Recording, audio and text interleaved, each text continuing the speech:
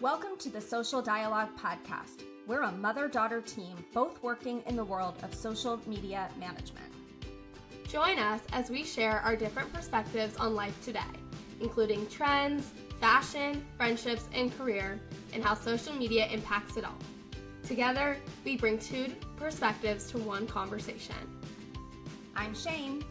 And I'm Jenna. And we're excited to bring you this new episode of the Social Dialogue Podcast. Hi, Nana. Hi. How are you?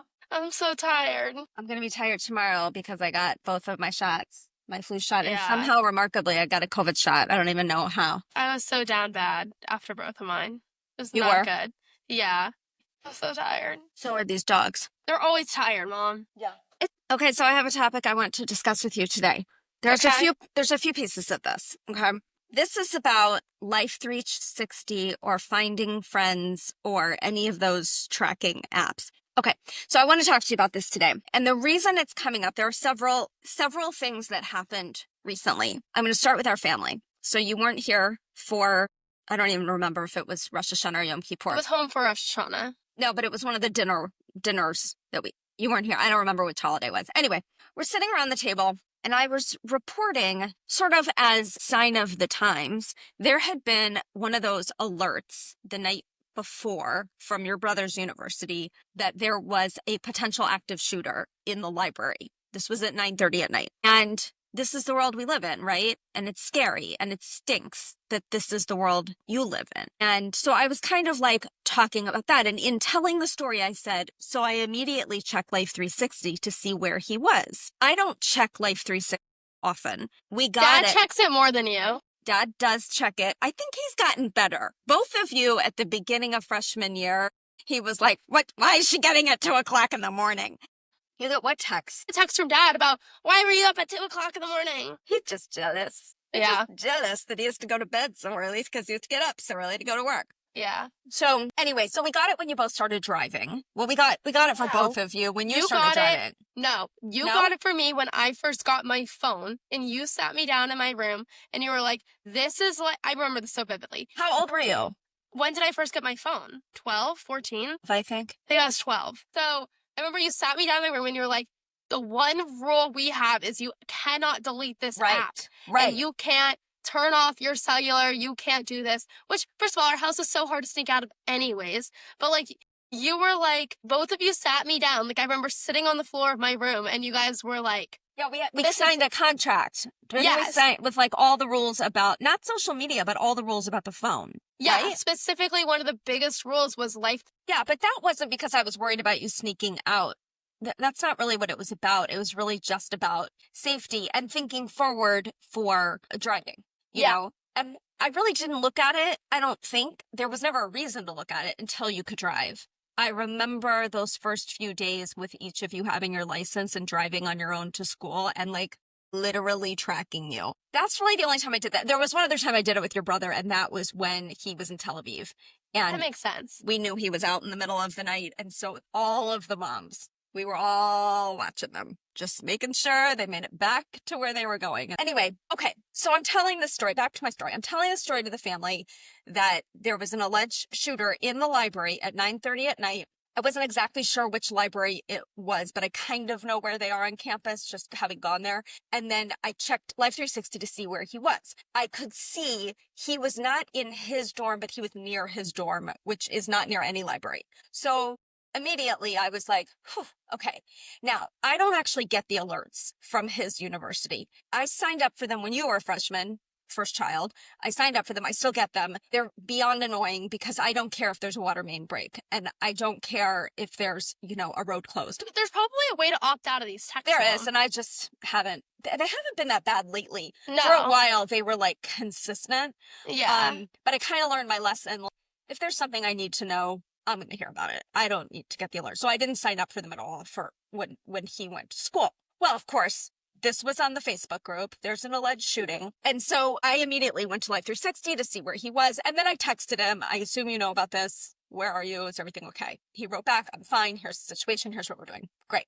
End of story for me. And then I said to him, at some point, just let me know when you get the all clear. That's it. Okay, fair enough. Well, the family never And the bottom line of all this was it was a hoax. It wasn't even a real shooting, which I don't even understand what's going on with that. Why are these happening on college campuses with these hoaxes? Like, I don't want a shooter situation, but also let's not freak everyone out and get resources all involved from the city. Like, can we just stop with all of this? Anyway, but when I'm telling this story to the family, they did not know that it was a hoax. At this point in my storytelling, it was a shooter. And the family stopped me right there with the life, really irritated that I track my children. Then it kind of got into my mom doesn't want me to track her.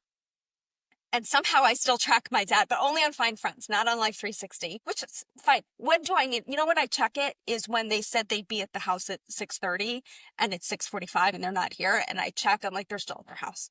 That's really the only time I've checked it. And there was one time when I was meeting her somewhere and we were both in the parking garage and like the sign said the same word where she was and where I was, but we weren't at the same place. Like, it would have been easier if I could just track her and be like, turn left, I'm around the corner. Anyway, that's her choice. And it's funny because your other grandmother prefers that we're tracking her because she's alone. But grandma appreciates that we are keeping an eye on her because she's alone and, she goes places at night and she likes that we are tracking her. She doesn't mind it.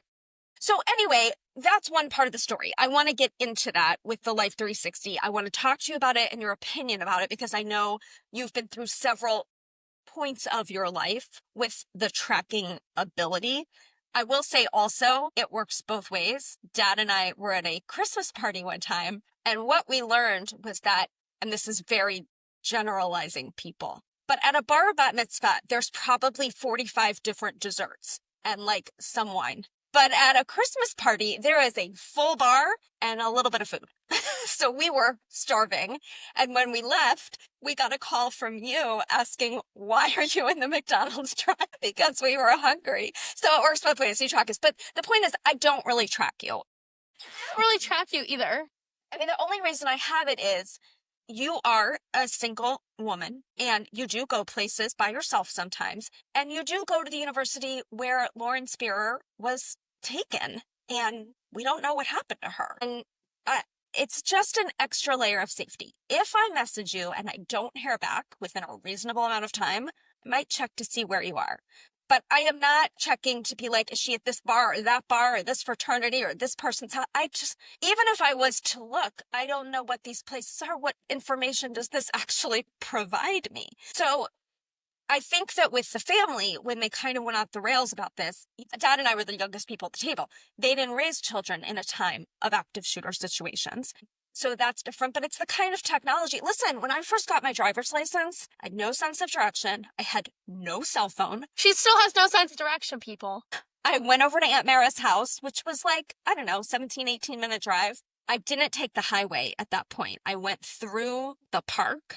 It took me 3 hours to get home. I had no idea where I was. I mean, it's ridiculous that I don't know how to get home from there. I do now, but that I didn't then. And nobody knew where I was. How much easier would it have been if I had had Waze or I had had a tracking app so someone could call me and say, turn right, you moron. This is how you get back to Bardstown Road. So I want to talk about that. But then there's a second piece to this. And that is when the alert came out on the Facebook group, there were parents making up all kinds of crap. One parent said, my daughter is currently barricaded in that library. She can hear the gunshots. Now, number one, we found out it was a hoax. There were no gunshots. Number two, what I came to find out from reading, somebody who was a policeman in town they're also a parent, ended up posting and said that library closed at 7:30. So these alleged shots happened at 9:30, which means the only people who were in there was the janitor. Not that we want anything to happen to the janitor, but the people posting that my kid is barricaded in the library, that's not true. And so part of this is the parents flipping out and going to extremes and literally making stuff up. And that just spins out of control. And so the third part of this, and I'm going to kind of tie all this up and then I want to hear about your input, is that Jonah Platt has this podcast, which I love. I listen to it all the time. And he's got great information. And last week, or it was a few weeks ago, the beginning of it was all about social media and how it is consuming us because we're consuming so much of it. And he literally said, you don't have to read this. you can turn your phone off. You can put your phone down. You don't have to be consumed by all this. And so when the parents were like spinning out without real information, I kind of just wanted to be like, call your kid, get some factual information and calm down. So anyway, I want to kind of start with you about the Life 360 thing. I want your opinions about that because I know you track your friends. You guys track each other. I know Ryan tracks people in his pledge class. And I just kind of want to know, where do you stand on it? Because I think it is a polarizing conversation. Yeah. So at first, when you first were like, you have to get like 360, it's in the contract, blah, blah, I was like, the fuck? Like, really? Who cares? Like, this is so stupid. And it felt that way for a while, especially because I couldn't drive. You knew where I was. You were the one taking me places. But I was like, this is really stupid. But I like didn't really think anything of it. I probably like never checked it. Now I kind of only use it when like I'm trying to see how far away people are. Or I'm like, oh yeah, like, you know, like when I'm in college and I'm driving to my friends, I'm like, oh yeah, just track me. Or things like that. Like, that's why I'm tracking them. I'm not tracking them to like stalk them. But it's more about just like me being prepared. It's more for like, oh, this person said they're going to be here at 6:30 and it's again 6:40. Like, where are they? Are they on their way? Have they left yet? Things like that. Or like sometimes if I'm going to like a friend's house and I don't know exactly where it is, I'll track them. Or sometimes if I'm lost at a bar, there's like a thing on Find My where it tells you like which way to go to find their phone. Like that specifically close. Like it's more about convenience rather than stalking. Yes, I'm a D1 stalker and like that's a whole different conversation. But in terms of like specifically my friends and like having their location, it's more just like a convenience thing rather than like a stalker thing. Sharing a location is mutual here. These people have to agree to share their location with me too. You know, SnapMap is a whole different thing because that's not mutual. And I use that to my... How does that work? Because I don't use the SnapMap. SnapMap is like you get to choose who sees your location. So you can say everyone can see my location, everyone who's friends, and like you still have to be friends with them. It's not just like people who follow you. So if for some reason Taylor Swift or someone had their SnapMap on, it would only be for their friends. It wouldn't be for people who follow her. So like it's still a safety thing in which it has to be mutual and you have to choose who you're friends with on Snapchat. But when you turn your SnapMap on for everyone who's friends with you can see where you are when you're on Snapchat or the last time you were on Snapchat. Snapchat now has this option where you can do it live. No one does that. That's just like pointless. I know one person who did it and it was literally so stupid. Like pointless. For me personally with Snapchat, I have it on for like all of my old roommates, my brother, because he tracks me more on Snapchat, like some of like my closest friends, but that's really like it. But Find My has to be mutual. Life 360 has to be mutual because you join a circle. So it's more about like a convenient, not even a convenience, but like you trust each other that much to have each other's locations. I really don't see it as like this big polarizing issue. I don't think it's that big of a deal. If someone doesn't want to share their location with me, like it's not that big of a deal. But I have a completely different viewpoint because it's been on my phone since I've had a phone.